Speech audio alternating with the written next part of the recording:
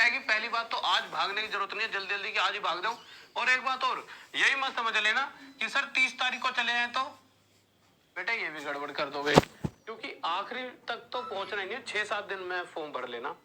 अब होगा क्या, चलो ठीक है, अच्छा ये डेट तो आपको पता लगी कि 1 से लेके इस महीने की 30 तारीख तक आप फॉर्म भर सकते हो, यानी समय बहुत है। पर उस समय का यूज करके 7-8 दिन में फॉर्म भर लेना, नहीं तो टेंशन रहेगी फॉर्म नहीं भरा और पढ़ाई भी नहीं हो पाएगी। अपने 6-7 दिन में जो भी डॉक्यूमेंट्स वगैरह सारे इकट्ठे करके फॉर्म भरना और 30 तारीख तक मतलब लेकर मत जाना, 7-8 दिन में भर के अपनी फिर पढ़ाई पे फोकस।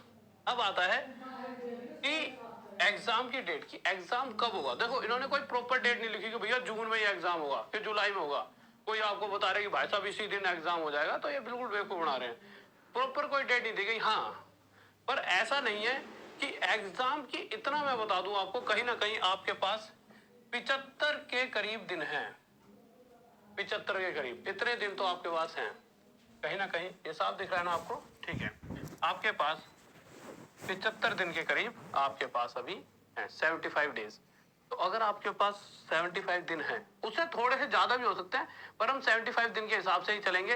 अब आप कहोगे सर कि जो कोर्स ले रखा उससे ही बहुत हो जाएगा। देखो कोर्स में तो सब कुछ पढ़ा दिया जाएगा, बट उसके अलावा मैं कुछ और आपके लिए एक्स्ट्रा लेकर आने वाला हूँ। आज ही बना दूंगा एक टाइम टेबल कि आपके लिए यूट्यूब पर भी कुछ क्लासेस लेकर आऊं, कि वहां तो आपके चैप्टर वाइज चल ही रहे हैं, अब यूट्यूब पर, क्योंकि मैं चाहता हूँ कि भाई मैक्सिमम सिलेक्शन हो यहाँ से, तो यूट्यूब पर कौन सी क्लासेस आएंगी, क्या टाइम टेबल हो, थोड़ी देर में बताऊंगा आपको एक वीडियो में, वो मुद्दा अलग है, ठीक है।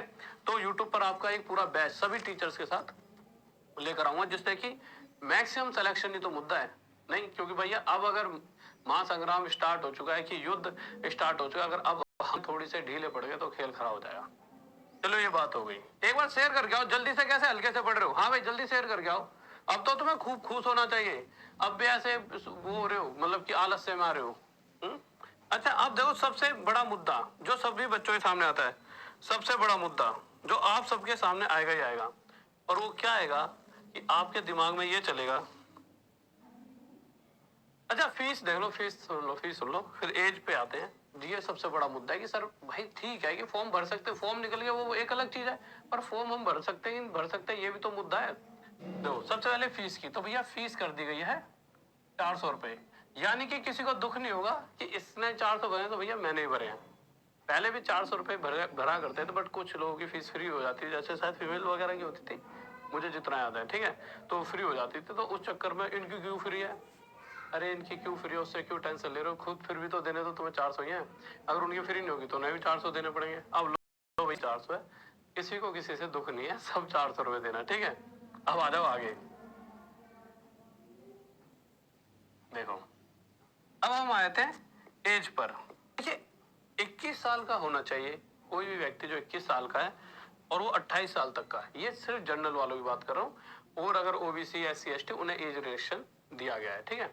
तो 21 से लेकर 28 साल तक फॉर्म भरे जा सकते हैं। मुद्दा क्या है कि मुद्दा तो भाई 21 साल कोई बंदा जैसे 1 मार्च 1993 में पैदा हुआ, ठीक है, वो भी 21 साल का है, और जो 1 जुलाई 1993 में पैदा हुआ है वो भी 21 साल का है ना, मतलब कैसे भी पैदा हो गया कोई बंदा 21 साल का हो सकता है ना। तो अब भाई तू भी 21 का मैं भी 21 का हूं, मैं भर पा रहा हूँ तू नहीं भर पा रहा, वो कैसे पता लगेगा। तो सबसे आसान, कुछ भी आपको ना ज्यादा बुद्धि लगाने की जरूरत नहीं कि फॉर्म कौन भर सकता है, एक दूसरे से यार तू नहीं भर पा रहा, यार मैं तो भर दिया, तेरा नहीं हो रहा, क्या दिक्कत है क्या नहीं है। सिर्फ आपको इतना से देखना, बस इस गौर करना इस वाली डेट पर, इस डेट पर फोकस करना। एक सेकंड रुकिए, डेट को मैं यहाँ पर भी लिखवा देता हूँ एक बार, लीजिए बड़े बड़े शब्दों में लिखवा देता हूँ, इसलिए ये वाला पेज ले लिया मैंने आपके लिए।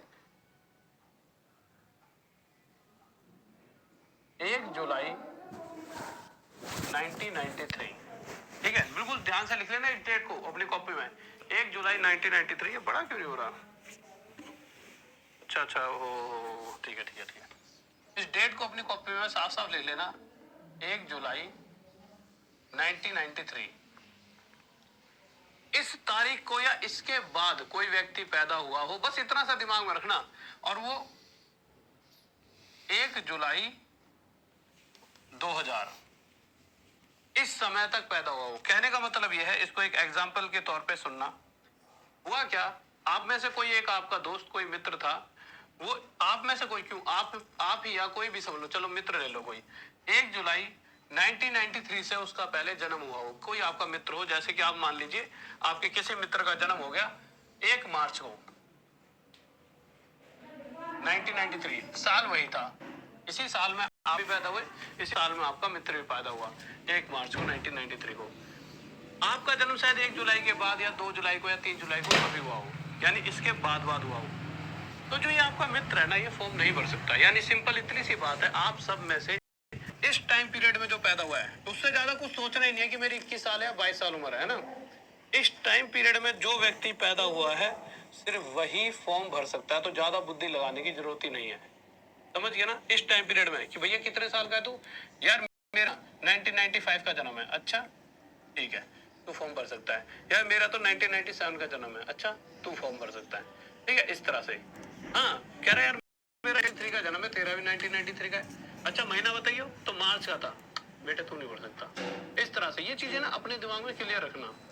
किसी को थोड़ा ये हो सकता है कि किसी की ये तारीख रही हो तो उसे थोड़ा सा ये लग रहा हो, परंतु ये सच्चाई है, ठीक है, कोई फायदा नहीं है उस चीज का। आ जाते हैं आगे, देखिए